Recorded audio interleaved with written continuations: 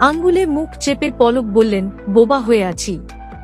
Prison ভ্যানের ventilator দিয়ে বাইরে তাকিয়ে সাবেক তথ্য প্রযুক্তি প্রতিমন্ত্রী জুনাইদ আহমেদ পলক বললেন, বোবা হয়ে আছি, বোবা। আপনারা মুক্ত আছেন তো?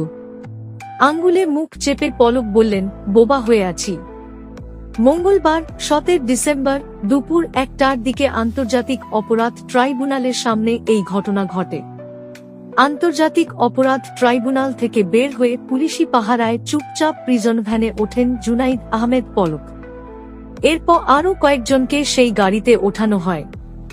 ভ্যানটি ছাড়ার পরপর ভেন্টিলেটর দিয়ে বাইরে তাকান সাবেক প্রতিমন্ত্রী। এ সময় গণমাধ্যম কর্মীরা তাকে জিজ্ঞাসা করেন, ভালো আছেন আপনি? কয়েকজন গণমাধ্যম কর্মী তাকে উদ্দেশ করে বলেন, পলক ভাই, ইন্টারনেট আছে। এ সময় মুখে আঙুল দিয়ে কিছুক্ষণ চুপ থাকতে দেখা যায় তাকে। এরপর তিনি সাংবাদিকদের বলেন, বোবা হয়ে আছি, বোবা। আপনারা মুক্ত আছেন তো? আপনারা ভালো আছেন? আপনারা ভালো থাকলেই ভালো। তারপর পলক সহ কয়েকজন হেভিওয়েট আসামিকে নিয়ে পুলিশের গাড়িটি ট্রাইব্যুনাল ছেড়ে চলে যায়।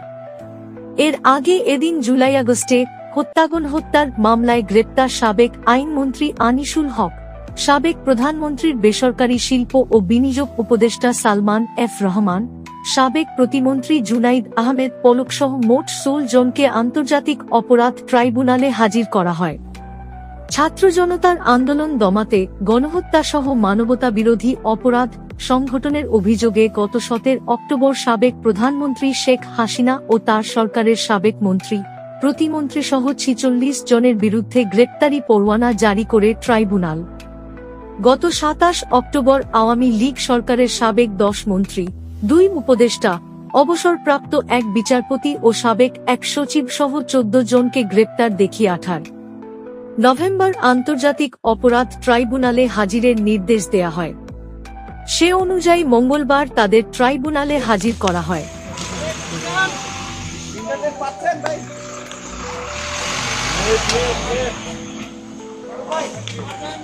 ভালো আছেন আপনি? ভালো আছেন আপনি? ভাই, বোবা হয়ে আছি, বোবা। বোবা হয়ে আছে? আপনারা মুক্ত আছেন তো? ইনশাআল্লাহ আমরা আছি। বোবা।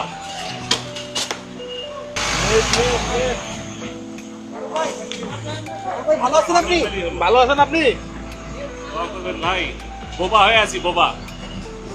বোবা হয়ে আছে? আপনারা মুক্ত আছেন তো? ইনশাআল্লাহ আমরা আছি। বোবা।